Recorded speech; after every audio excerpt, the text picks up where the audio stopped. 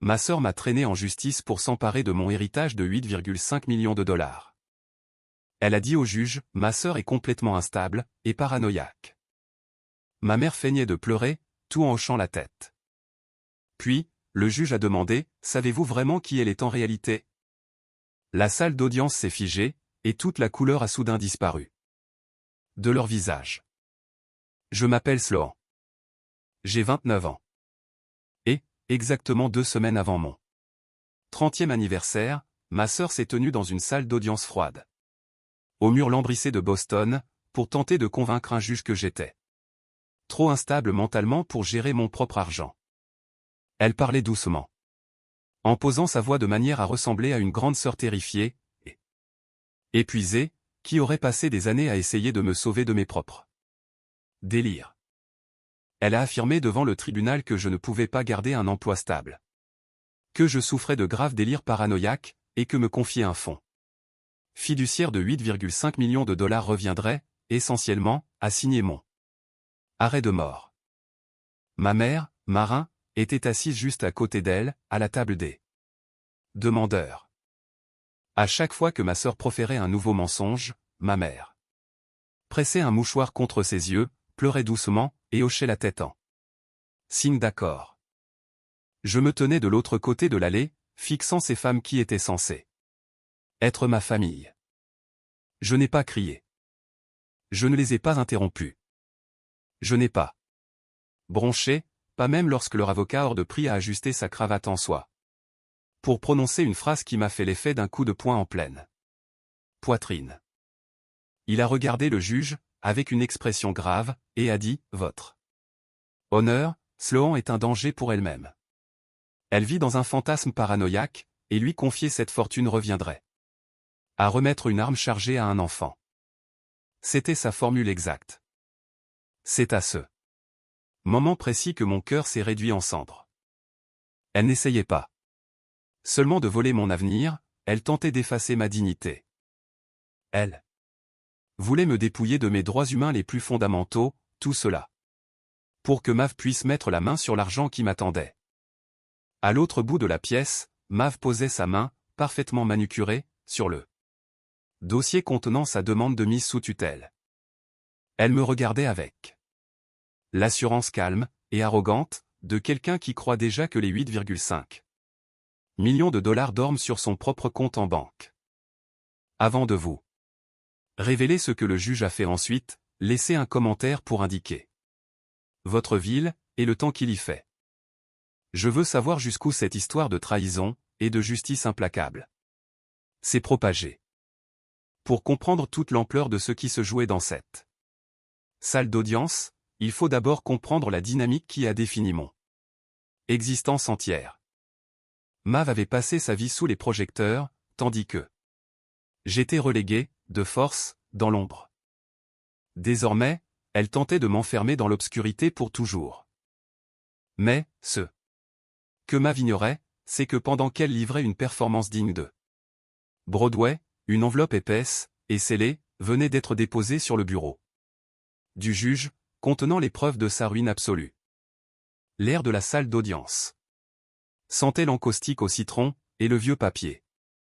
C'était une odeur lourde et étouffante qui me retournait le ventre. Je me souviens m'être concentré sur le tic-tac rythmique de l'horloge murale. Chaque seconde qui s'écoulait était une seconde de plus que ma sœur utilisait pour me dépeindre comme une folle. Terren a poursuivi sa déclaration liminaire, arpentant le sol ciré, de long en large. Il a brossé le portrait d'une jeune sœur tragique, de quelqu'un qui aurait perdu tout contact avec la réalité, après le décès de notre père. Il a employé des mots comme erratique, délirante, et inapte. Il affirmait que je passais mes journées isolé dans mon appartement, les yeux rivés sur des écrans, à inventer des ennemis de toutes pièces. Il parlait avec une telle conviction que, si je n'avais pas connu la vérité, j'aurais presque pu le croire moi-même. J'ai regardé Mav. Elle portait une robe bleu marine très sobre, et son maquillage, habituellement chargé, avait été effacé pour lui donner un air innocent et fatigué. C'était un chef-d'œuvre de manipulation. Elle avait toujours excellé dans ce domaine. Elle savait exactement comment jouer les victimes, et comment tordre un récit, pour en ressortir en héroïne. Elle gardait ses mains soigneusement croisées sur la table, et toute sa posture transpirait le devoir accompli à contre-cœur. Elle était là par obligation, par amour pour moi. C'était l'histoire qu'elle essayait de vendre. Et ma mère était sa complice absolue.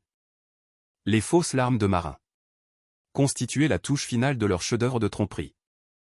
Marin portait un élégant tailleur gris, ses cheveux étaient parfaitement coiffés, jouant le rôle de la matriarche au cœur brisé, assistant à la descente de sa plus jeune fille dans la folie. Chaque fois que Thérèse marquait une pause pour un effet dramatique, Marin laissait échapper un petit sanglot étouffé. J'ai senti une colère brûlante monter dans ma gorge, mais je l'ai ravalée. Je savais que si je réagissais, si j'élevais la voix, si je pleurais, ou si je montrais le moindre signe de la rage qui bouillait en moi, je leur donnerais exactement ce qu'elles voulaient. Je leur donnerais raison. Alors, je suis resté immobile. J'ai respiré calmement, et je les ai laissés creuser leur propre tombe, mot après mot. J'ai gardé un visage totalement neutre, ne laissant rien paraître de la tempête qui faisait rage dans ma poitrine. J'ai jeté un coup d'œil à mon avocate. Tanson. Elle feuilletait ses notes, le visage masqué par un calme professionnel. Tout à fait impénétrable. Nous avions passé des semaines à préparer ce moment précis. Nous savions ce qu'elles allaient dire, et nous savions exactement comment nous allions mettre leurs arguments en pièces. Mais l'attente était un supplice. Rester assise là, à écouter sa propre famille assassiner sa réputation, est une forme de torture particulière, que je ne souhaiterais à personne. Thérèse a finalement terminé sa plaidoirie d'ouverture. Puis s'est rassis, en adressant un hochement de tête rassurant à Mav. Le juge, une femme austère nommée la juge Doline, a regardé Mav par-dessus ses lunettes. La tension dans la pièce était étouffante. La juge Doline avait la réputation d'être rigoureuse et impitoyable. Elle ne tolérait aucun non-sens dans son tribunal. Mav a adressé au juge un sourire fragile, et mouillé de larmes. Goûtant déjà sa victoire. Elle pensait vraiment avoir gagné. Elle pensait avoir été plus maligne que tout le monde, comme toujours. Elle croyait que son avocat hors de prix, et son jeu d'actrice impeccable, suffirait à sceller mon destin. Pourtant, au moment où la juge Doline a saisi l'enveloppe scellée que mon employeur avait fait livrer ce matin-là, je me suis autorisé un infime sourire invisible. Mav s'apprêtait à recevoir une leçon très dure pour avoir sous-estimé l'enfant invisible. Elle pensait contrôler le récit, mais elle n'avait aucune idée de ce qui l'attendait dans l'ombre. Qui avait-il donc dans cette enveloppe? Pour comprendre le venin que Mav crachait sur moi dans cette salle d'audience, il nous faut faire un retour en arrière, dans le musée de mon enfance. Chaque famille a des rôles bien définis, et, dans la nôtre, le casting était immuable. Depuis le premier jour. Je suis né dans une dynamique qui ne me laissait aucune place, sinon celle d'un personnage de second plan, dans la grande production théâtrale de ma sœur. Mav était l'enfant prodige. Elle était bruyante, charismatique, et obsédée par les apparences. Ayant grandi dans les banlieues aisées de Boston, elle se nourrissait du fait d'être le centre de l'attention. Elle était capitaine des Pom-Pom Girls, reine du bal de promo, la fille qui n'avait jamais besoin de demander deux fois, car ma mère se précipitait toujours pour tout lui apporter. Sur un plateau. Lorsqu'elle a lancé sa start-up technologique à Austin, juste après l'université. Grâce à un prêt de départ colossal accordé par nos parents, ma mère a réagi. Comme si Mav avait guéri une maladie incurable. Marin faisait encadrer chaque article de magazine local louant le leadership visionnaire de Mav, pour les suspendre dans le couloir de notre maison. Mav adorait les dîners coûteux, les événements de réseautage, et cette sensation d'être la personne la plus importante dans chaque pièce. Et puis, il y avait moi. J'étais la fille invisible. J'étais celle qui faisait sagement ses devoirs, qui payait ses études grâce à des bourses et des petits boulots, et qui préférait de loin la compagnie des bases de données aux soirées mondaines. J'étais pragmatique. Pendant que Mav achetait des sacs de créateurs, j'apprenais à coder et à analyser les systèmes financiers. Je travaillais à distance depuis un modeste appartement en ville, à analyser des chiffres et à traquer des empreintes numériques. Mon travail exigeant une confidentialité absolue, j'en parlais rarement. Ma famille s'imaginait simplement que je faisais de la comptabilité en freelance. Mav adorait se moquer de moi lors des dîners de famille. Elle faisait tourner son verre de vin, me regardait avec un mélange de pitié et de dégoût, et me qualifiait de calculatrice sur pattes qui se cachait derrière des écrans, par manque de charme. Pour affronter le monde réel, Marin se contentait de rire doucement, en me disant de ne pas le prendre à cœur. Je ne la reprenais jamais, car la contredire ne changeait rien.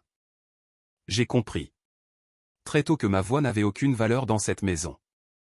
La paix fragile que nous maintenions a volé en éclats lorsque notre père est décédé soudainement d'une crise cardiaque massive. Mon père était le seul qui me comprenait. Vraiment. Il avait bâti son entreprise de logistique de A à Z, et il valorisait le travail acharné plutôt que les présentations m'as-tu vu. Il s'asseyait souvent avec moi dans son bureau, pour m'apprendre à lire des bilans comptables et des marges bénéficiaires. Il savait que j'avais le sens du détail. Il n'y a pas eu d'adieu dramatique, juste une chaise vide autour de la table à manger, et un silence assourdissant qui s'est installé parmi nous. Les funérailles n'ont été qu'un défilé de costumes noirs, et de fausses condoléances. Mav a passé toute la cérémonie à faire du réseautage avec les partenaires commerciaux de notre père, distribuant les cartes de visite de sa start-up d'Austin alors qu'elle se tenait juste à côté du cercueil. Puis est venu le moment de la lecture du testament. C'est à cet instant précis que la terre a tremblé sous nos pieds. Nous nous sommes réunis dans le bureau en acajou du notaire chargé de la succession. Mon père était un homme brillant, et il savait exactement qui étaient ses filles. Il a laissé le contrôle opérationnel de l'entreprise de logistique à Mav.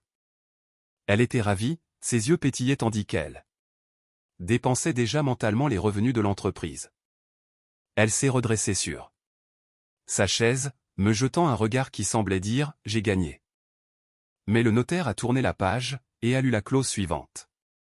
Mon père avait établi un fonds fiduciaire privé distinct, alimenté par des assurances-vie, et des investissements personnels, évalués à exactement 8,5 millions de dollars. Et j'en étais l'unique bénéficiaire. La condition ? Les fonds devaient rester bloqués jusqu'à mon 30e anniversaire. J'avais 25 ans à l'époque. Je me souviens encore de l'expression de Mav quand le notaire a lu ce chiffre. Sa mâchoire s'est contractée, elle a blêmi, et son regard s'est tourné vers ma mère. 8,5 millions de dollars. C'était une somme faramineuse, complètement indépendante de l'entreprise. Dans une lettre jointe au testament, mon père expliquait son choix. Il écrivait que Mav avait déjà bénéficié d'un soutien financier inépuisable, de multiples renflouements pour ses entreprises précédentes ratées, et qu'elle disposait désormais d'une société en activité à diriger. Il voulait que j'aie la liberté de construire ma propre vie, loin de l'ombre de quiconque. Il voulait m'offrir la sécurité que je n'avais jamais réclamée, mais que je méritais amplement. Mav était furieuse. Elle a piqué une crise de colère noire en plein milieu du cabinet du notaire, sa voix résonnant contre les murs. Elle a qualifié cette décision d'insulte révoltante envers ses capacités.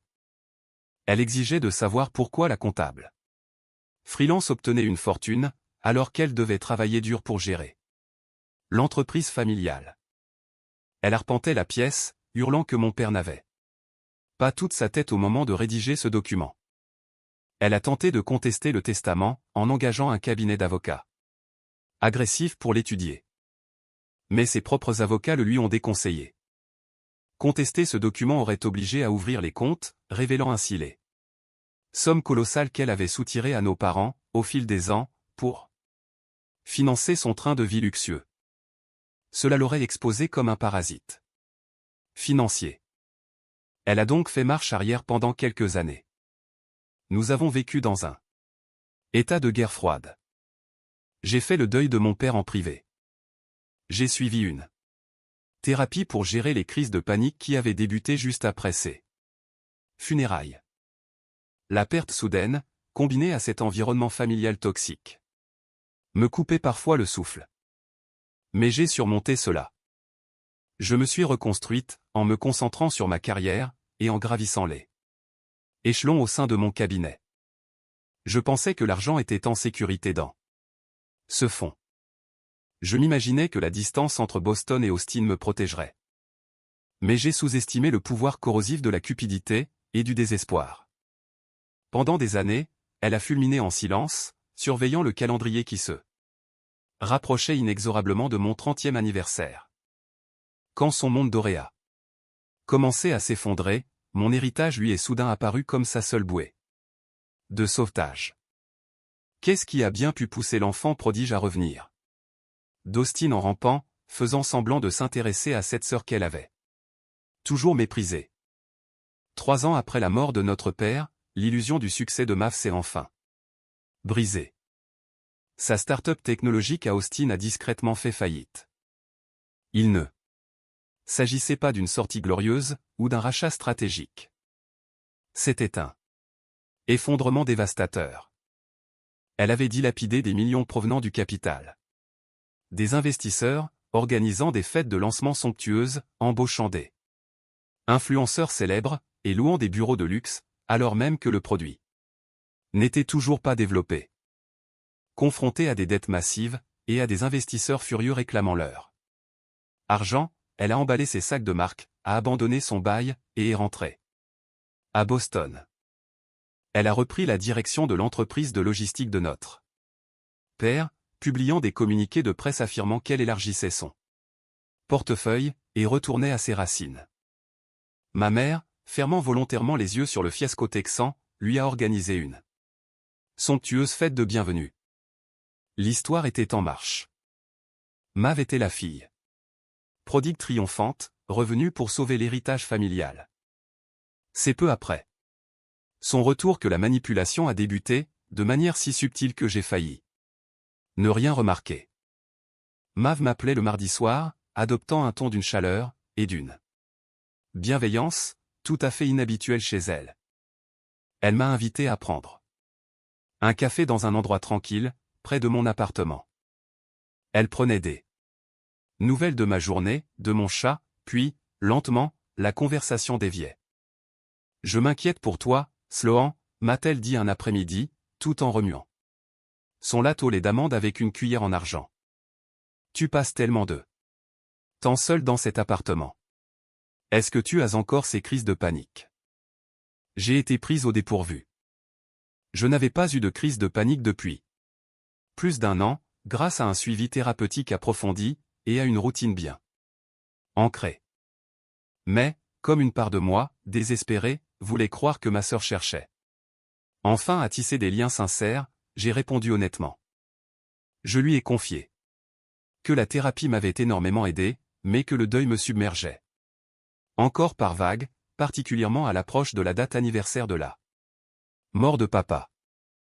C'est alors que ma mère s'est jointe à cette campagne. Marin m'invitait au dîner du dimanche, et abordait l'air de rien le sujet de mon travail. Ce ne doit pas être sain, de fixer ces chiffres toute la journée, à chercher des problèmes, disait-elle tout en me passant le plat de pommes de terre. Tu devrais sortir davantage, faire des rencontres. Mav renchérissait. En douceur, le regard plein d'une fausse sympathie. Est-ce qu'il t'arrive de voir des choses qui n'existent pas? Travailler dans la détection des fraudes doit te rendre tellement paranoïaque. Tu as toujours l'impression que tout le monde ment ou vole. J'aurais dû flairer le piège. J'aurais dû comprendre qu'elle cherchait mes faiblesses, guettant la moindre faille dans mon armure. But, je me suis contenté de soupirer, épuisé par ces questions incessantes. J'ai admis que oui, traquer l'argent sale me rendait parfois méfiante face à des schémas financiers étranges. C'était un risque professionnel. Quand on passe 10 heures par jour à analyser comment les gens dissimulent des actifs volés, on finit par percevoir le monde avec un certain scepticisme. Je ne savais pas que chaque confidence honnête et vulnérable était enregistrée, déformée et transformée en arme contre moi. Mav a commencé à préparer le terrain auprès du reste de la famille. Elle chuchotait à l'oreille de nos oncles et tantes lors des réunions de famille, secouant tristement la tête tout en me regardant. Elle leur racontait que j'étais obsédé par des crimes imaginaires, que je me coupais de la réalité, et que mon deuil s'était transformé en une grave paranoïa. Elle présentait ma vie calme comme la preuve de mon déclin mental. Regardez-la, disait-elle. Elle a tout cet argent qui l'attend, et elle vit dans un tout petit appartement, terrifiée par le monde extérieur. Elle a besoin d'aide. Et ma mère la soutenait systématiquement. Pourquoi? Parce que Mav payait l'hypothèque du gigantesque manoir de marin, tout à fait inutile, en puisant dans les fonds de l'entreprise. Si Mav sombrait, et si la vérité sur ses dettes d'Austin éclatait, le train de vie luxueux de Marin s'effondrait avec elle. Marin a tout simplement préféré son confort personnel à ma santé mentale. Le plus écœurant, c'était la façon dont elle masquait leur malveillance sous des dehors affectueux. Elle brossait le portrait d'une famille unie, tentant désespérément de sauver une jeune fille malade. Elles ont construit un récit si convaincant que j'ai fini par douter de moi-même, lorsqu'un soir de pluie, j'ai trouvé Mav devant ma porte, sans prévenir. Elle frappait contre le bois, exigeant que je la laisse entrer pour inspecter mon appartement, prétendant avoir entendu dire que j'accumulais des objets de manière compulsive.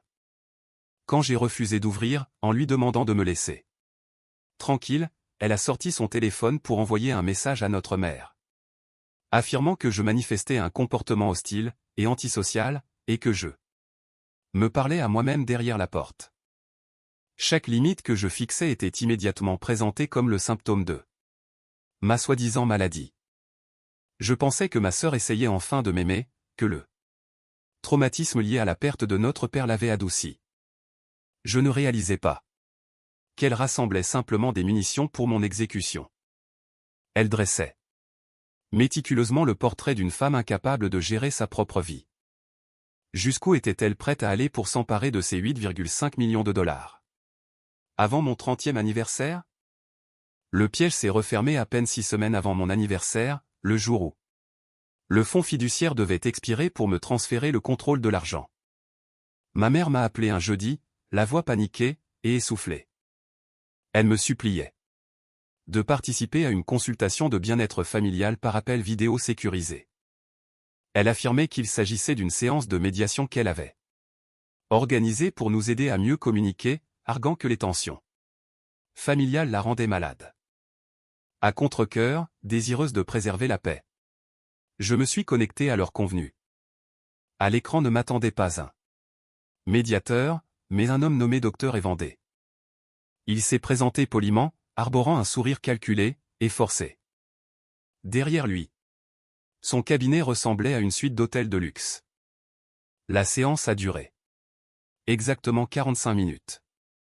Le docteur Evandé ne m'a pas posé une seule question pertinente sur ma routine quotidienne, ma capacité à payer mes factures, ma vie sociale, ou sur le fait que je vivais de manière totalement indépendante, gérant mes propres finances sans aucun problème depuis plus de 10 ans. Au lieu de cela, il ramenait constamment la conversation sur ma relation avec Mav.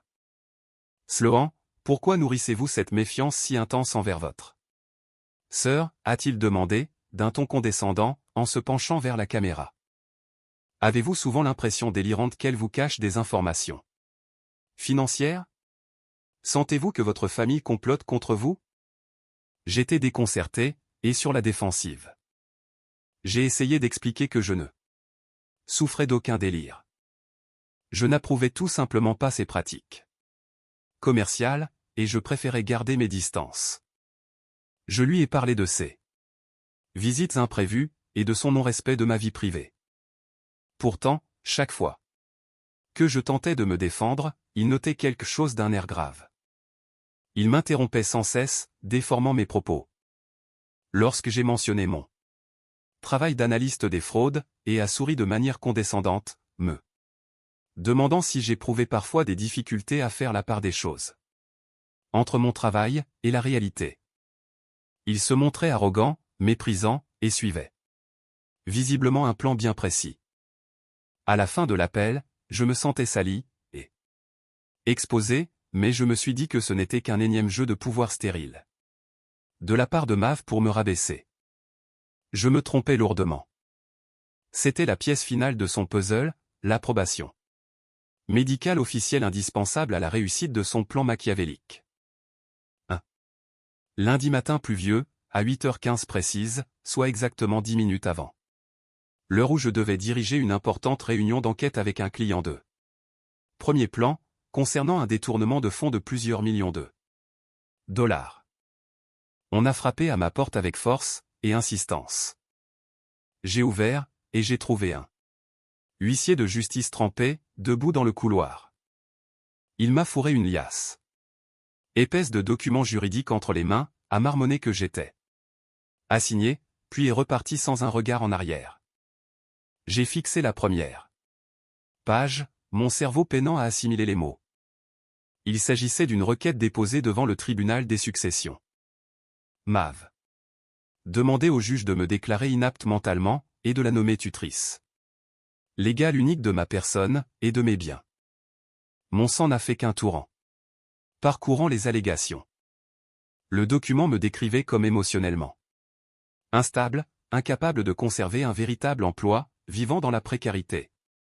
Et rongé par l'illusion dangereuse que ma famille cherchait à me dépouiller. Il y était écrit que je n'avais pas les capacités cognitives de base pour gérer les tâches quotidiennes les plus simples, et encore moins une fortune colossale. Au dos de la requête figurait une évaluation psychologique assermentée, signée par le docteur Evandé. Sur la base de cette seule discussion de 45 minutes en vidéo, il m'avait officiellement diagnostiqué comme souffrant d'un trouble délirant persistant. Il affirmait, sous peine de parjure, que me donner accès à un héritage de 8,5 millions de dollars m'exposerait à un risque extrême d'exploitation, de ruine financière et d'autodestruction. Il préconisait une intervention immédiate. J'ai laissé tomber les papiers au sol. Je ne pouvais plus respirer. Les murs de mon appartement semblaient se refermer sur moi. En raison de la gravité des conclusions du médecin, le tribunal n'avait même pas attendu la tenue d'une audience. Il avait émis une ordonnance d'urgence temporaire, dans l'attente d'un procès complet. Mon fonds fiduciaire était gelé. La banque qui gérait le compte avait l'interdiction légale de me verser l'argent. À mes 30 ans. Les conséquences ont été immédiates et dévastatrices. Mav avait délibérément envoyé des copies de la requête à nos proches les plus bavards, sachant que la nouvelle se propagerait comme une traînée de poudre dans notre entourage. Pire encore, quelqu'un, et je soupçonne fortement Mav d'avoir utilisé une adresse email jetable, a envoyé anonymement le document de justice au service de conformité du client d'entreprise que je devais rencontrer ce matin-là, affirmant qu'une auditrice faisant l'objet d'une enquête active pour incompétence mentale représentait un risque majeur pour la sécurité. Le client a suspendu mon contrat sur le champ, dans l'attente d'une enquête interne. Mes comptes professionnels ont été temporairement bloqués. Ma réputation professionnelle s'effondrait sous mes yeux, et mes clients s'éloignaient, saisis de panique. En une seule matinée, Mav avait réussi à transformer ma vie paisible et stable en un véritable cauchemar. Que fait-on lorsque sa propre famille tente de vous enterrer vivante, en utilisant la loi comme d'une pelle? L'isolement qui a suivi la réception de cette assignation a été la période la plus sombre et la plus terrifiante de mon existence. Je perdais énormément d'argent, essayant simplement de payer mes factures courantes et de garder l'électricité, tandis que ma réputation professionnelle ne tenait plus qu'à un fil. Pendant des jours, j'ai arpenté mon appartement comme un animal en cage. Chaque fois que mon téléphone sonnait, mon cœur cognait violemment contre mes côtes. J'ai arrêté de dormir, et je me suis mise à sursauter au moindre bruit. Mav avait orchestré une situation conçue pour me faire paraître, et me faire sentir, réellement folle. C'est alors que la trahison ultime s'est produite. Ma mère m'a appelé. J'ai laissé l'appel basculer sur ma messagerie, fixant sa photo de contact sur mon écran, les mains tremblantes. Quand j'ai enfin trouvé le courage d'écouter le message, plus tard ce soir-là, l'audace incroyable de ses propos m'a retourné l'estomac, et m'a soulevé le cœur. Marin pleurait, sa voix tremblant sous le coup de ce qui ressemblait à une panique sincère. Elle me suppliait d'abandonner le combat contre la tutelle. Sloan, s'il te plaît, laisse ta sœur gérer le fonds fiduciaire juste un petit moment, murmurait-elle au téléphone, la voix brisée.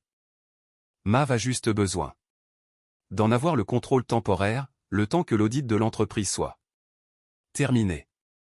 Si tu ne coopères pas, la société risque de s'effondrer, et la banque saisira ma maison. Une fois l'argent manquant remplacé, tout rentrera dans l'ordre, je te le promets. Laisse-la simplement utiliser le fonds comme garantie. S'il te plaît, Sloan, sois une bonne fille, sauve notre famille. J'ai réécouté ce message 3 fois. Je suis resté assise sur le sol de mon salon, dans l'obscurité, à écouter ma propre mère me demander de lui sacrifier ma vie. J'avais espéré, jusque-là, qu'une part de moi se trompait, et je voulais croire que ma mère était simplement naïve.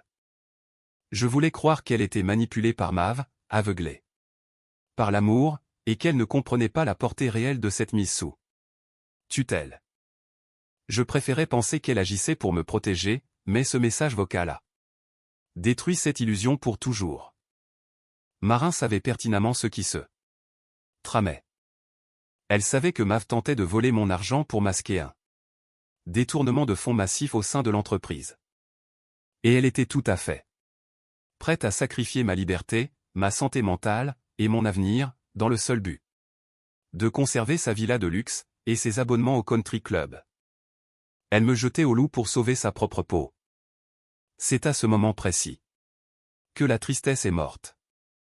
Le chagrin que je traînais depuis des années s'est évaporé, remplacé par une colère froide, et extrêmement lucide. C'était une clarté d'esprit si vive qu'elle en devenait presque douloureuse. Je n'ai plus versé une larme. J'ai pris mon ordinateur portable, j'ai essuyé mes yeux, et j'ai commencé à chercher l'avocat spécialisé en contentieux des fiducies le plus redoutable, et le plus brillant de l'État. Je n'avais pas besoin d'un médiateur, j'avais besoin d'un général de guerre. Cette recherche m'a conduite vers Tanson. Tanson était un requin en costume sur mesure. Elle était spécialisée dans les abus fiduciaires, les successions contestées, et l'art de briser ceux qui tentaient d'instrumentaliser les tribunaux des successions. Nous nous sommes rencontrés dans son bureau du centre-ville, dominant la cité, loin des regards indiscrets de ma famille. J'ai posé la requête de mise sous tutelle, le rapport ridicule du docteur Evandé, et mon téléphone contenant le message vocal sur son bureau en verre épuré. Tanson a écouté l'enregistrement en silence. Elle a lu attentivement la requête, parcourant le jargon médical du regard. Puis, elle m'a fixé de ses yeux sombres et perçants. Elle ne m'a pas offert de pitié, pas de mouchoir, ni d'étreinte réconfortante. Elle m'a offert la réalité. Votre sœur a construit un récit très convaincant. Et très émouvant, m'a dit Tanson, en tapotant un stylo argenté contre la table. Une petite sœur en deuil qui aurait perdu la tête, et serait devenue paranoïaque. Une sœur aînée désespérée qui tente de la protéger contre elle-même. Une mère éplorée qui appuie cette triste histoire, et un médecin diplômé qui lui apporte une autorité médicale incontestable. Si nous entrons dans cette salle d'audience, et que vous vous montrez en colère, sur la défensive, ou trop émotive, vous perdrez. Le juge vous regardera, et verra précisément la personne instable qu'elle décrive. J'ai senti un frisson me parcourir l'échine. Alors, comment combattre un mensonge qui semble si parfait, ai-je demandé, d'un souffle à peine audible. Nous ne battrons pas leurs émotions par nos émotions, a répondu Tanson, un sourire mystérieux et confiant se dessinant sur son visage. Nous allons écraser leur version avec des faits froids et vérifiables. Nous découvrirons exactement pourquoi votre sœur a si désespérément besoin de 8,5 millions de dollars en ce moment même, et nous exposerons la pourriture cachée sous ses apparences parfaites. Elle avait raison. Mav avait construit un château de cartes de mensonges, soutenu par de fausses larmes. Il était temps pour moi de craquer l'allumette, et de réduire le tout en cendres. Mais par où commencer à chercher le feu, quand votre sœur a passé des années à dissimuler la fumée? La première faille majeure dans l'armure de Mav est venue d'un fantôme du passé, de quelqu'un qu'elle pensait avoir écarté à jamais. Quelques jours après avoir officiellement engagé Tanson, j'ai reçu un email sécurisé et crypté, sur mon serveur personnel. L'expéditeur était Declan, l'ancien directeur financier de l'entreprise de logistique de mon père. Declan avait travaillé aux côtés de mon père pendant près de 20 ans. C'était un homme d'une intégrité absolue, un gestionnaire discret qui connaissait l'entreprise sur le bout des doigts, et qui avait brusquement disparu de la société, à peine 3 mois après la nomination de Mav au poste de directrice générale. La version officielle prétendait qu'il avait pris une retraite anticipée pour des raisons de santé. Nous avons convenu de nous rencontrer dans un petit restaurant délabré, à la périphérie de la ville, bien loin des endroits que Mav ou Marin fréquentaient. Declan paraissait vieilli, fatigué, et extrêmement nerveux. Il regardait sans cesse derrière lui, tout en faisant glisser une chemise cartonnée épaisse, et usée, sur la table collante. Il m'a regardé droit dans les yeux et a dit, « Votre sœur ne m'a pas licencié. Parce que je faisais mal mon travail, Sloan. Elle m'a renvoyé parce que j'ai commencé à poser des questions sur les fuites d'argent. J'ai ouvert le dossier. Avec précaution. À l'intérieur se trouvaient des copies des registres comptables internes de l'entreprise, des coordonnées bancaires, et des journaux d'approbation de la direction. Declan m'a expliqué que, peu après l'arrivée de Mav à la tête de la société, celle-ci avait commencé à perdre des liquidités à un rythme alarmant. Elle autorisait des paiements massifs, et non vérifiés, à 3 cabinets de conseil obscurs basés à Austin, au Texas.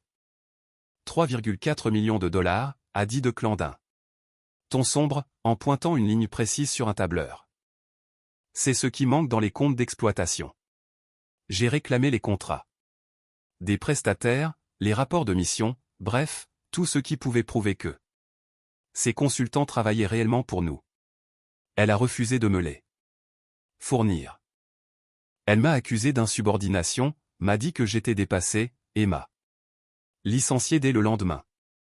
J'ai conservé ces documents car je savais que tôt ou tard, un audit finirait par le découvrir.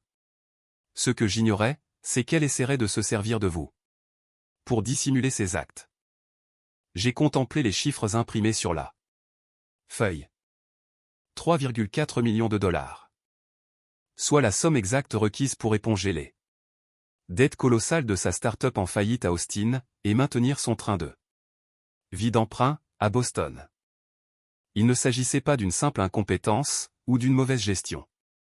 C'était un détournement de fonds systématique, et minutieusement calculé. Et c'est là que l'ignorance totale de ma famille est devenue ma meilleure arme. Elle m'appelait la comptable en freelance. Elle racontait partout que je me contentais de remplir des tableaux Excel pour de petites entreprises, depuis mon canapé.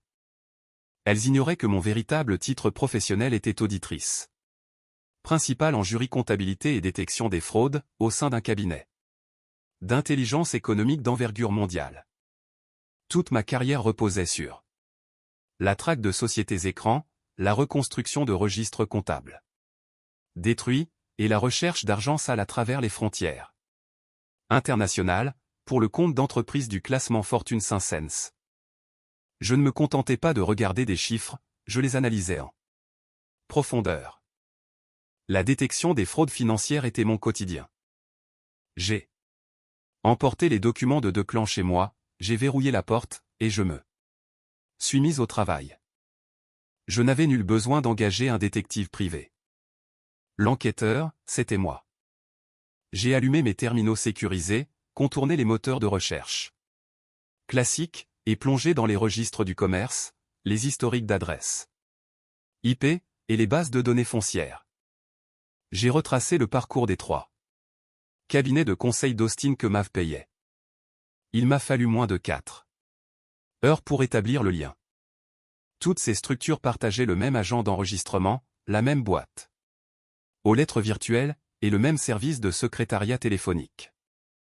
J'ai identifié les dirigeants de ces sociétés. Il s'agissait de fausses SARL, des sociétés écrans créées quelques semaines à peine avant le retour de Mav à Boston. J'ai pisté les virements bancaires, observant l'argent quitter l'entreprise de mon père, transité par les coquilles vides d'Austin, pour finir sa course directement sur des comptes personnels liés aux actifs de Mav. Cet argent servait à financer une voiture de sport de luxe, à rembourser une ligne de crédit renouvelable colossale, et à payer le loyer exorbitant de la propriété de Marin. Je tenais la piste financière. Elle était indiscutable, mais Tanson en voulait davantage. Elle prétendra qu'il s'agit d'une série de prêts commerciaux mal documentés, m'a averti Tanson au téléphone. Nous devez prouver son intention malveillante concernant votre fonds fiduciaire.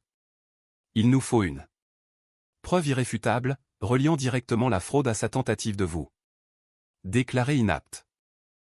Je me suis donc penché sur l'avenant au fonds fiduciaire que Mav avait transmis à la banque, ce fameux document qu'elle prétendait signer par mon père, lui confiant la gestion de mes fonds en cas d'incapacité de ma part.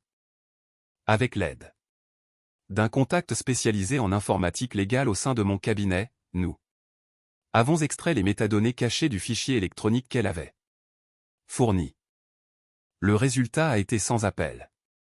L'empreinte numérique prouvait que le document avait été créé 96 jours après le décès de mon père.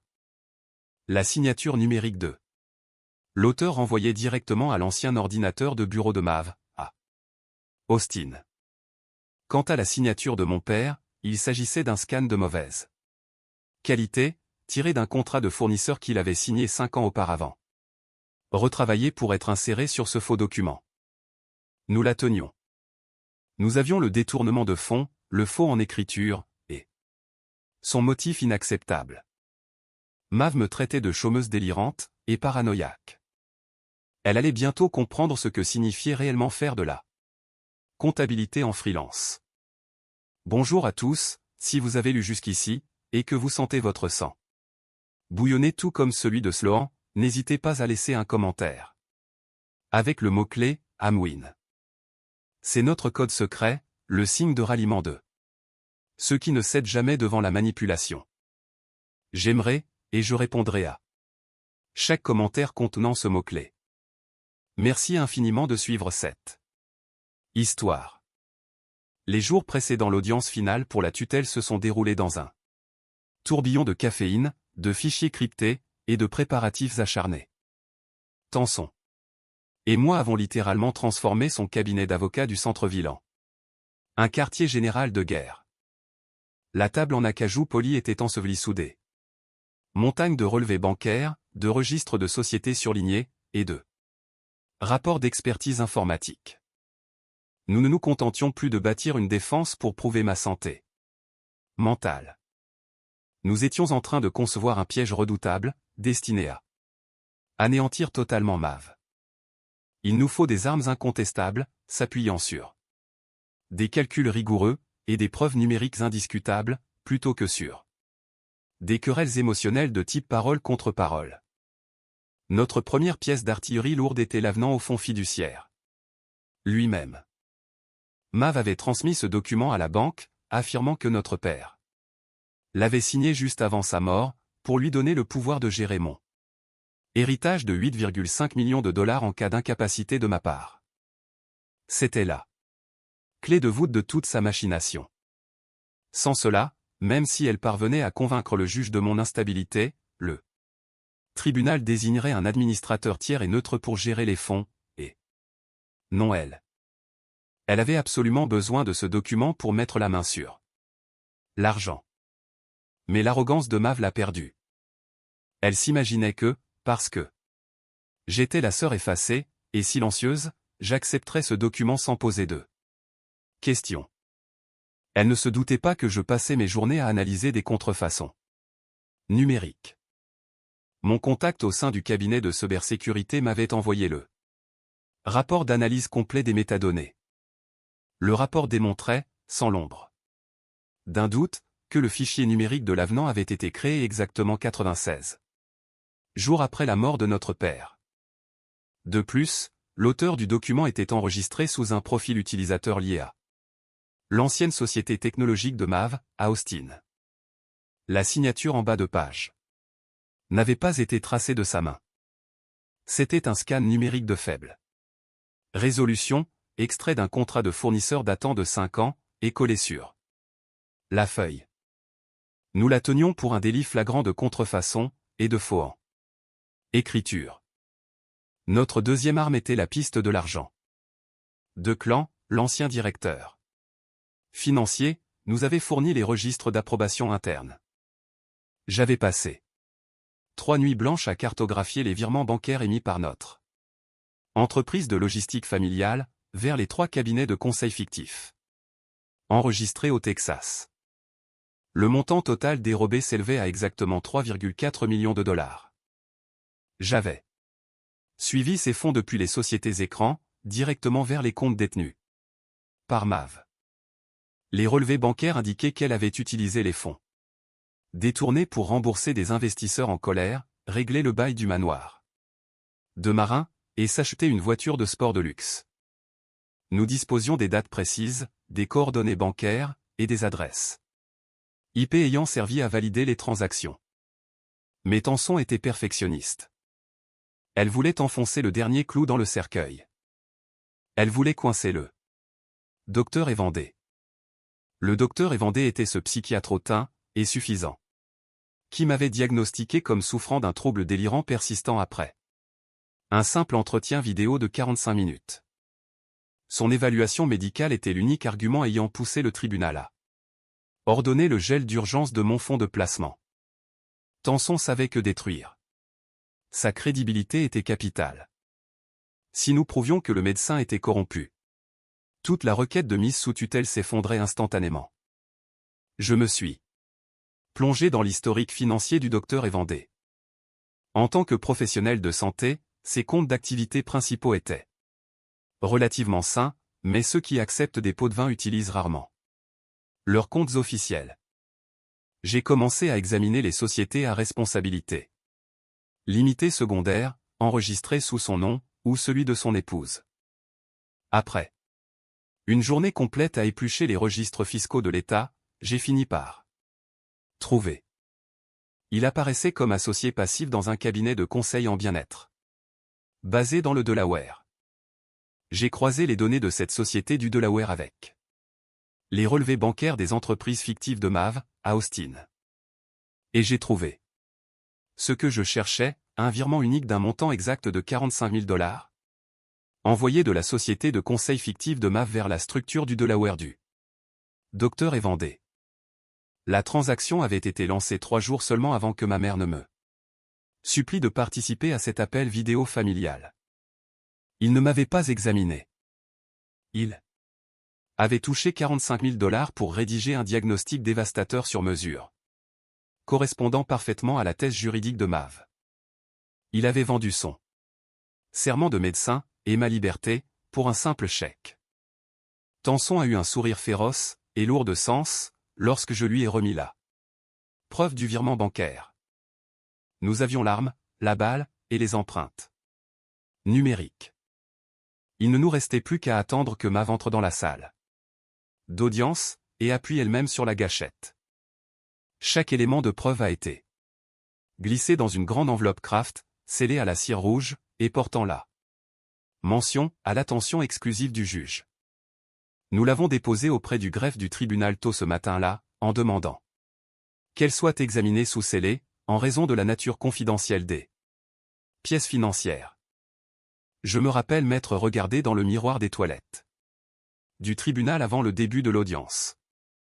Je portais un tailleur noir très ajusté, et mes cheveux étaient tirés en arrière, bien dégagés. Je ne ressemblais en rien à la victime terrifiée et paranoïaque décrite par Mav dans ses documents. J'avais l'air de ce que j'étais en réalité, une auditrice de premier plan, prête à confondre ses adversaires. Nous voici de retour dans la salle d'audience froide, aux boiseries sombres, de Boston. L'atmosphère était pesante, tandis que Terren, l'avocat hors de prix de Mav, achevait sa plaidoirie d'ouverture. Il avait brossé un tableau dramatique et bouleversant, montrant une famille unie faisant tout son possible pour empêcher une jeune femme malade et délirante de gâcher sa vie. Mav était la vedette de cette mise en scène.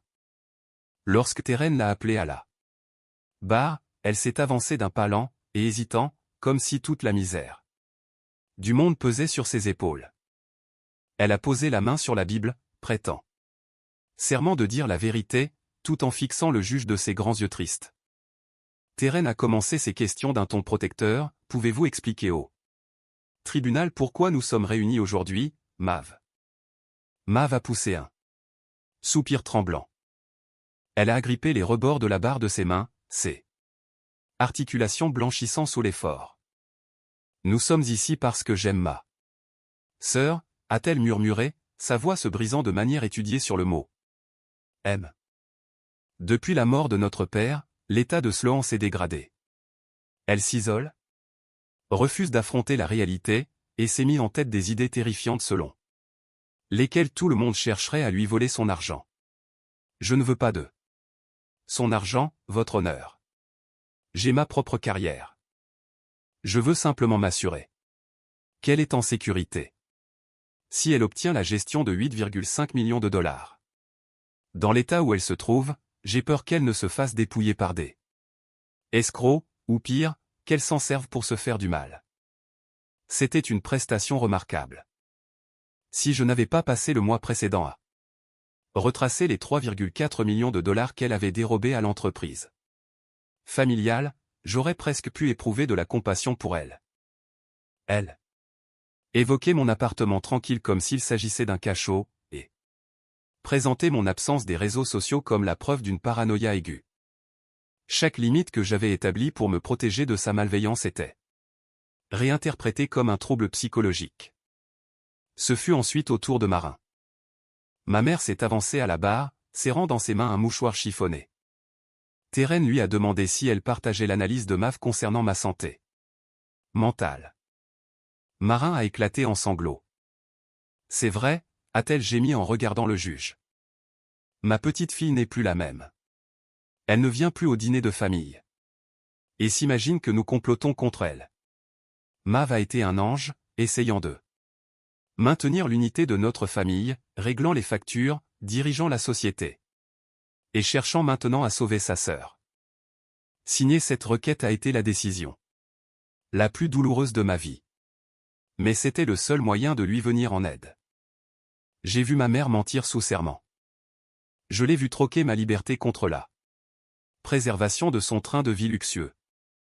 Il n'y avait aucun amour dans ses larmes, juste la peur terrible de perdre son manoir. Pour finir, Terren a appelé le docteur Evander en qualité de témoin expert. Le médecin s'est avancé d'un pas assuré, dégageant une autorité naturelle. Vêtu d'un costume élégant, il s'est exprimé d'une voix grave et rassurante. Il a exposé les détails de son entretien de 45 minutes, en s'appuyant sur ses longues années d'expérience dans la profession. Selon mon expertise professionnelle, a déclaré le docteur Evander avec assurance, Sloan souffre d'un trouble délirant persistant. Sa conviction selon laquelle sa sœur détournerait des fonds est une illustration classique de paranoïa financière. Elle n'a pas la stabilité cognitive requise pour gérer les actes de la vie courante, et encore moins un portefeuille d'actifs complexes.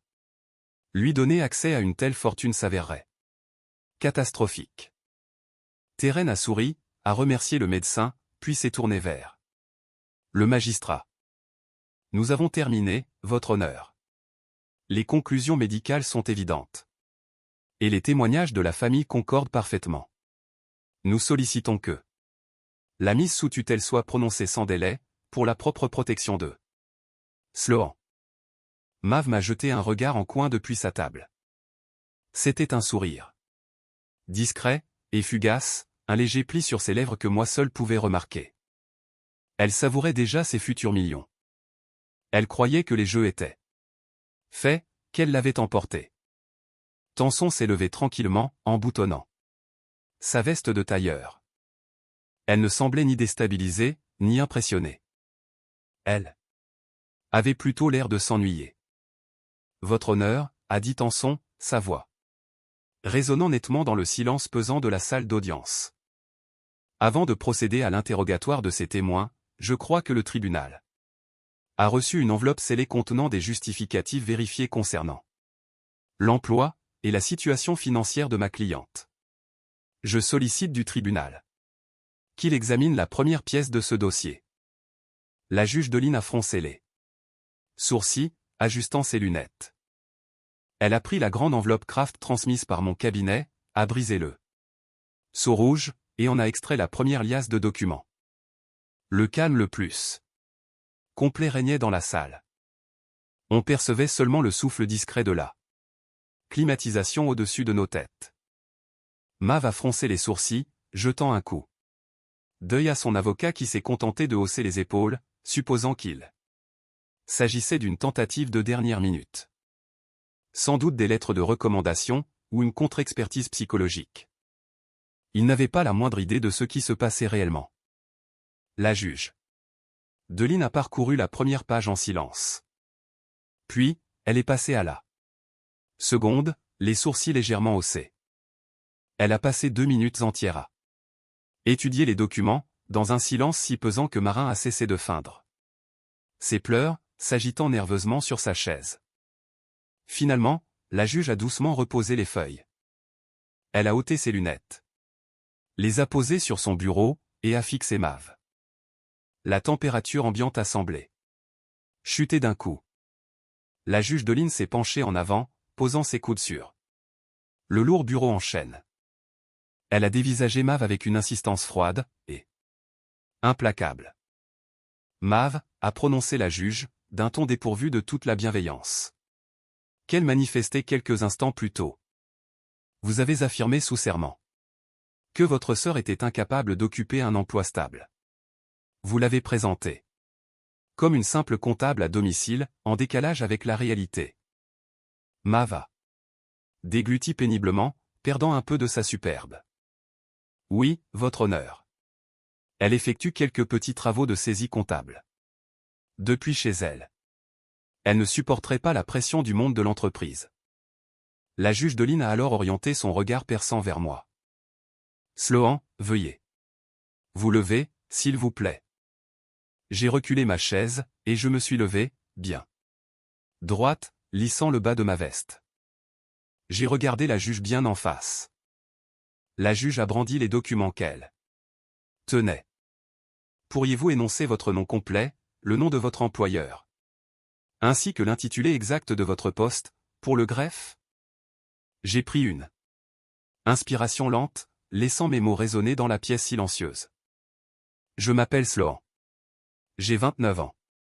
Depuis 6 ans, je suis employé par le cabinet international Vanguard Corporate Intelligence Group. Mon poste officiel est auditrice principale en jury comptabilité et détection des fraudes. Le stylo de Thérène lui a échappé des mains, tombant bruyamment sur la table en bois. J'ai poursuivi, d'une voix calme et posée.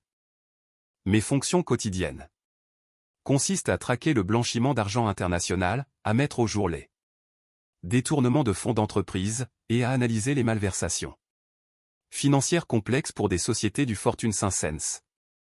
Je possède des certifications de haut niveau en comptabilité d'investigation, et en suivi d'actifs numériques. Le dossier scellé que vous avez sous les yeux renferme mes habilitations de Sécurité, mes évaluations professionnelles. Ainsi que des déclarations.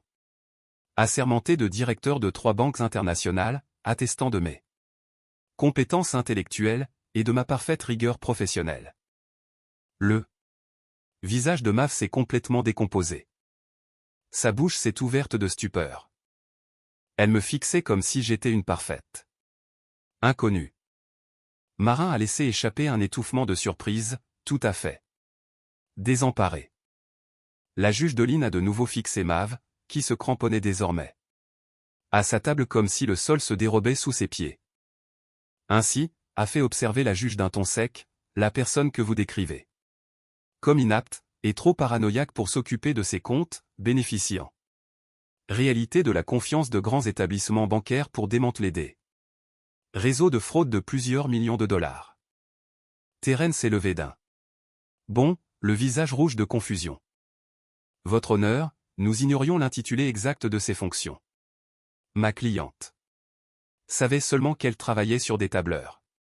Cependant, un poste professionnel n'annule en rien un diagnostic médical. Des personnes très performantes peuvent tout à fait souffrir de graves délires de persécution. Le médecin a bien confirmé sous serment que ses accusations de vol envers sa sœur relevaient du délire. Tanson s'est avancé, fixant Terren du regard. S'agit-il d'un délire, cher confrère, ou plutôt d'un réflexe professionnel chez quelqu'un d'extrêmement doué dans son domaine? Tanson s'est tourné vers la juge, votre honneur, ma cliente n'est pas paranoïaque. Elle est simplement observatrice. Et si elle a soupçonné sa sœur de malversation, c'est parce que cette dernière est l'auteur d'un des détournements de fonds les plus grossiers et les plus audacieux qu'il m'ait été donné de voir en 20 ans de carrière. Terren a protesté bruyamment, affirmant que Tanson se livrait à des déclarations sans fondement pour occulter les conclusions médicales. La juge Deline a frappé un coup sec de son marteau, coupant la parole à l'avocat.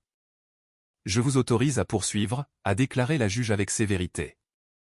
Maître, vous avez intérêt à disposer d'éléments solides pour étayer ces affirmations. J'en ai des montagnes, votre honneur, a répliqué Tanson avec le plus grand calme. Mais prouver ma santé mentale ne suffisait pas. Je n'étais pas venu simplement pour me défendre, et repartir tranquillement. J'étais là pour confondre Mav de manière définitive. Le véritable rebondissement ne concernait pas seulement ma profession, mais ce que cette profession m'avait permis de découvrir. Le tribunal allait voir ce qui se passe quand on tente de faire passer une spécialiste de la lutte contre la fraude pour une déséquilibrée. Tanson est retourné à notre table, et a pris une pile épaisse de dossiers de pièces. Elle a remis le premier exemplaire au greffier pour le transmettre au juge, et en a posé un autre directement devant Terren. Examinons ce que nos adversaires qualifient d'illusions délirantes concernant les vols présumés, a commencé Tanson, sa voix résonnant dans la pièce silencieuse. La pièce a été une déclaration sous serment de Declan, l'ancien directeur financier de l'entreprise familiale de logistique. Declan a été licencié par Mav 3 mois après sa prise de fonction, car il exigeait des justificatifs pour des virements bancaires suspects, et d'un montant anormalement élevé. Terren a commencé à feuilleter le dossier d'un geste fébrile, parcourant rapidement les lignes des yeux. Tanson a poursuivi, les pièces BAD sont les registres d'approbation interne, signés de la main de Mav, autorisant le virement d'exactement 3,4 millions de dollars vers 3 cabinets de conseil situés à Austin, au Texas. La pièce contient les extraits du registre du commerce prouvant que ces 3 cabinets sont des sociétés écrans, détenues en totalité par Mav elle-même. Enfin, la pièce F présente l'historique des transactions bancaires établissant que ces fonds ont servi à rembourser les dettes personnelles de Mav, liées à sa start-up en faillite, ainsi qu'à régler le loyer de la villa de sa mère. Ma cliente n'a pas imaginé de vol, elle l'a minutieusement documenté. Mav s'est levé d'un bond, son masque de victime volant en éclats. C'est un mensonge, a-t-elle hurlé, en pointant un doigt tremblant vers moi. Elle a piraté ces documents. Elle essaie de me détruire par pure jalousie. La juge de Lynn a frappé un coup de marteau retentissant. Rasseyez-vous. Immédiatement, sous peine de poursuite pour outrage, a ordonné la juge d'une voix forte. Mav s'est effondré sur son siège, la poitrine haletante, le visage figé par une panique totale. Terence s'est levé, l'air livide. Votre honneur, j'ignorais tout de l'existence de ces pièces financières. Ma cliente m'avait assuré que les comptes de l'entreprise étaient parfaitement sains. Tenson ne leur a pas laissé le temps de reprendre leur souffle. Elle est passée à sa cible suivante. Examinons maintenant le document qui donne à Mav la légitimité d'exiger la gestion de ce fonds fiduciaire. La pièce G est l'avenant au fonds de placement transmis à la banque. Mav affirme que son père l'a signé avant sa mort. Tenson a tendu une feuille unique au greffier. Il s'agissait du rapport d'expertise informatique. Nous avons fait analyser le fichier électronique par un cabinet de cybersécurité. Les métadonnées indiquent que ce fichier a été créé sur un ordinateur d'Austin, exactement 96 jours après la mort de son père. La signature est une simple copie numérique, récupérée d'un vieux contrat commercial, et collée là. C'est un faux grossier, et facilement vérifiable. Terren a retiré ses lunettes d'un geste lent, pour les poser sur la table. Il s'est décalé de quelques centimètres, marquant une distance physique avec sa cliente devenue soudain indéfendable. Marin pleurait maintenant à chaudes larmes, se balançant sur sa chaise en murmurant « Non, non, c'est un malentendu. » Est-ce vraiment un malentendu, Marin a demandé Tenson d'une voix cinglante. Votre honneur, ma cliente a conservé un message vocal laissé par sa mère il y a 2 semaines. Je sollicite l'autorisation de le diffuser devant le tribunal. La juge de Lynn a fait un signe de tête bref. Vous pouvez le diffuser. Tenson a connecté un petit haut-parleur à son téléphone. Un silence absolu s'est installé dans la salle, tandis que la voix de ma mère résonnait. Sloan, s'il te plaît, laisse ta sœur gérer le fond juste un petit moment. Mav a besoin d'un contrôle temporaire, le temps que l'audit de l'entreprise se termine. Si tu ne coopères pas, la société risque de s'effondrer, et la banque saisira ma maison. Une fois l'argent manquant remis en place, tout redeviendra comme avant. L'enregistrement s'est arrêté. Le silence qui a suivi était écrasant. Marin a enfoui son visage dans ses mains, éclatant en sanglots. Elle venait d'admettre, devant tout le monde, qu'elle savait pertinemment que l'argent avait disparu, et que cette mise sous tutelle n'était qu'un prétexte pour utiliser mon fonds comme garantie afin de couvrir la fraude. Elle m'avait sacrifié pour une maison. Enfin, Tenson a dirigé son regard vers le docteur Evandé, qui se tenait toujours dans le box des témoins, cherchant visiblement à se faire oublier. Docteur Evandé, a dit Tenson d'un ton faussement aimable, vous avez affirmé avoir établi ce diagnostic après un examen approfondi. Vous avez juré sous serment que votre avis médical était parfaitement neutre. Oui, a murmuré le médecin d'une voix éteinte, son ton assuré s'étant transformé en un faible souffle. Tenson a présenté le dernier sous-main à la juge. La pièce H est un justificatif de virement bancaire. Il atteste d'un versement d'un montant exact de 45 000 $, émis par l'une des sociétés fictives de Mav vers une SARL du Delaware appartenant au docteur Evandé.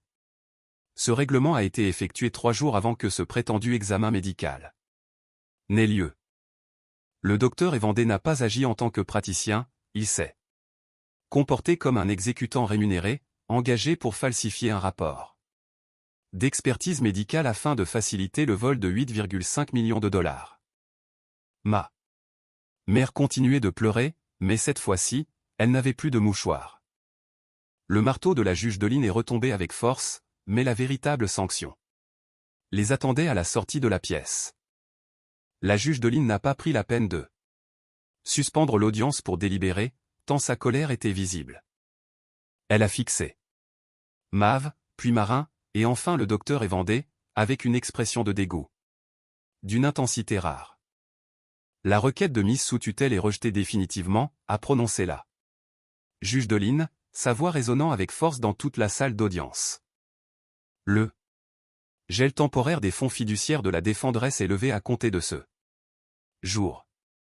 En outre, au vu des pièces produites à cette audience, j'ordonne la transmission immédiate de l'intégralité du dossier et des procès-verbaux au Conseil de l'Ordre des médecins, au procureur de la République, ainsi qu'au Bureau fédéral d'enquête. Terrence s'est levé, pâle, et visiblement bouleversé. Votre honneur, a-t-il bégayé, je sollicite officiellement de me décharger de la défense de la demanderesse, avec effet immédiat.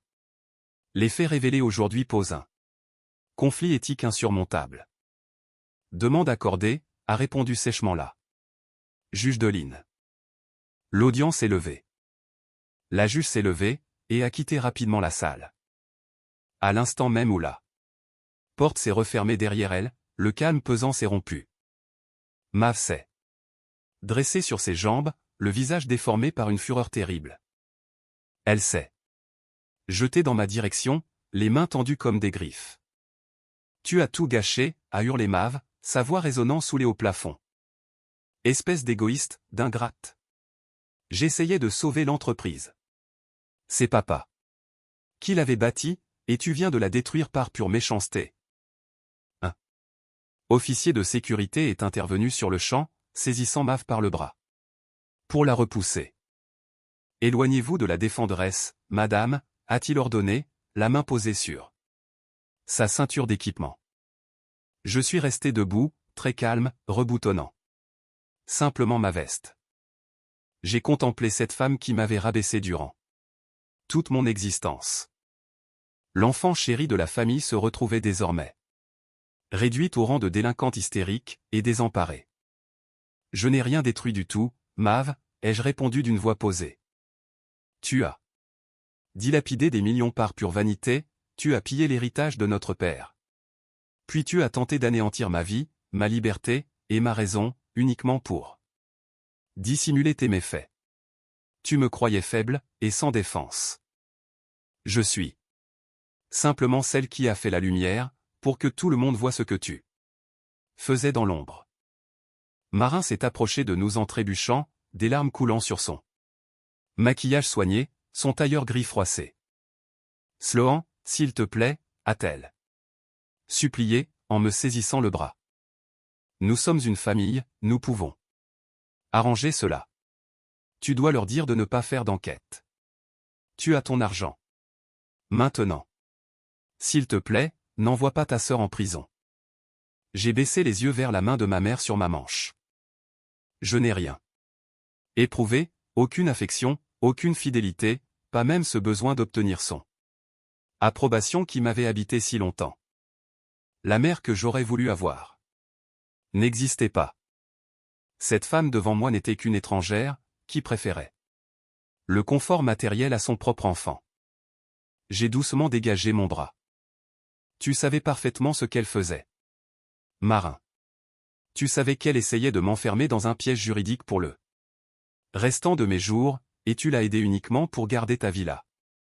Ne prétends plus jamais que nous sommes de la même famille. Je me suis détourné pour me diriger vers les lourdes portes en bois de la salle d'audience, Tanson marchant à mes côtés. En franchissant le seuil, j'ai ressenti un immense soulagement. Mais l'action de la justice ne faisait que commencer. 3 hommes en costume sombre nous attendaient dans le grand couloir en marbre. L'un d'eux a brandi sa plaque. C'était un agent de la division de la criminalité financière du FBI. Il s'est avéré que Declan ne s'était pas contenté de me contacter. Il avait également déposé un signalement de lanceur d'alerte plusieurs mois auparavant, et les agents fédéraux menaient leur enquête dans la plus grande discrétion. Les éléments que j'avais produits à l'audience constituaient la pièce finale indispensable à l'émission des mandats d'arrêt. Mav est sorti de la salle quelques instants après moi, toujours en larmes, et se disputant avec Marin. L'agent fédéral s'est avancé, lui barrant la route. Mav, a-t-il déclaré. D'un ton sec et professionnel, vous êtes en état d'arrestation pour fraude bancaire, détournement de fonds et faux en écriture. Veuillez vous retourner. Et placez vos mains derrière votre dos. Mav s'est figée, perdant toutes ses couleurs. Elle a regardé les menottes, puis m'a fixé, les yeux écarquillés par l'effroi. Elle s'est mise à secouer la tête avec vigueur. Non, non, c'est une affaire de famille. C'est un simple prêt commercial. Marin, fais quelque chose. Appelle. Térène. Térène est passée à côté d'elle sans un regard, se hâtant vers les ascenseurs. Marin est resté pétrifié contre le mur, les mains plaquées sur la bouche. Observant l'agent immobiliser sa fille préférée pour lui passer les menottes. Le cliquetis métallique résonnant dans le hall a été le bruit le plus marquant de ma journée. En la voyant s'éloigner vers les ascenseurs, menottée, je n'ai ressenti aucune joie. Je n'éprouvais pas ce sentiment de triomphe que l'on montre dans les films. J'étais épuisé, mais, au-delà de cette fatigue, je ressentais une paix profonde, semblable à celle de quelqu'un qui retrouve enfin l'usage de sa parole. Je n'étais plus la fille invisible. J'étais libre. Les répercussions de cette audience ont été rapides et sans pitié. Quand la justice finit par rattraper ceux qui se croient au-dessus des lois, elle se montre d'une efficacité redoutable. Devant l'accumulation de preuves informatiques, de faux documents et de relevés bancaires précis, la défense de Mav s'est effondrée presque instantanément. Elle a tenté d'expliquer qu'elle subissait une pression énorme, et qu'elle avait simplement fait de mauvais choix de gestion, mais le procureur s'est montré inflexible. Les éléments à charge démontraient une intention claire, et malveillante, de dépouiller les actionnaires de l'entreprise, doublée d'un plan inacceptable visant à priver sa propre sœur de ses droits, pour masquer ses vols. Risquant plusieurs décennies de réclusion en cas de procès, Mav a accepté de plaider coupable. Elle a reconnu les faits de fraude bancaire et de faux en écriture. Le tribunal l'a condamnée à une peine de 12 ans de prison ferme. Elle a été condamnée à rembourser l'intégralité des sommes dues, ce qui a entraîné la saisie et la liquidation par l'État de tous ses biens, voitures de sport, bijoux de marque et comptes d'épargne. La dirigeante en vue, habituée aux couvertures des magazines de la région, est ainsi devenue une simple détenue, portant un numéro d'écrou dans une cellule de prison. Le sort du docteur Evandé s'est avéré tout aussi juste. L'ordre des médecins lui a retiré définitivement l'autorisation d'exercer. Le procureur l'a inculpé pour parjure, fraude et corruption passive. Il a perdu son cabinet, sa réputation, et n'a évité l'incarcération qu'en coopérant avec les enquêteurs, et en s'acquittant d'une amende colossale qui l'a ruiné. Il n'y aura plus jamais le droit d'évaluer le moindre patient pour le restant de ses jours. Marin n'a pas non plus échappé au désastre. Elle avait activement pris part à la machination, en signant une fausse déclaration, et en livrant un faux témoignage sous serment. Elle a été poursuivie pour parjure et complicité. Elle a évité la détention en raison de son âge et de son casier judiciaire vierge, mais la juge s'est montrée très ferme. Elle a été condamnée à 6 mois d'assignation à résidence sous surveillance électronique, suivie de 3 ans de mise à l'épreuve. Toutefois, la véritable sanction pour Marin a été sa ruine financière.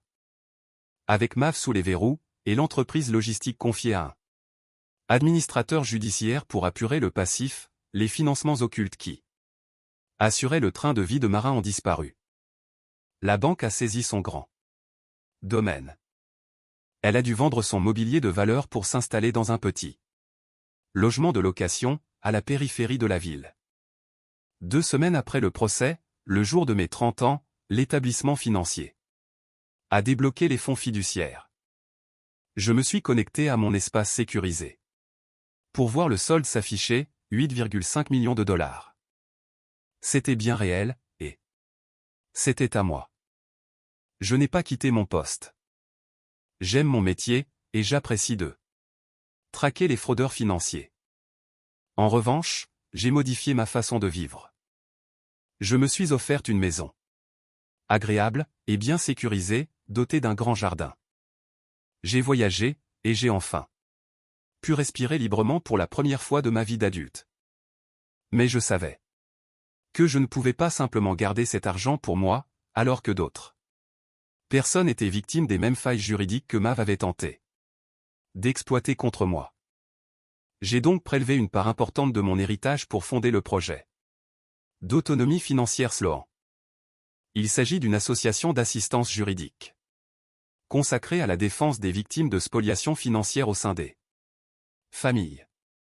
Nous proposons des expertises comptables gratuites, ainsi qu'une assistance juridique rigoureuse pour les personnes vulnérables, dont les proches tentent de falsifier des bilans médicaux, de mettre en place des mesures de tutelle abusive ou d'utiliser de faux documents pour s'emparer de leurs biens.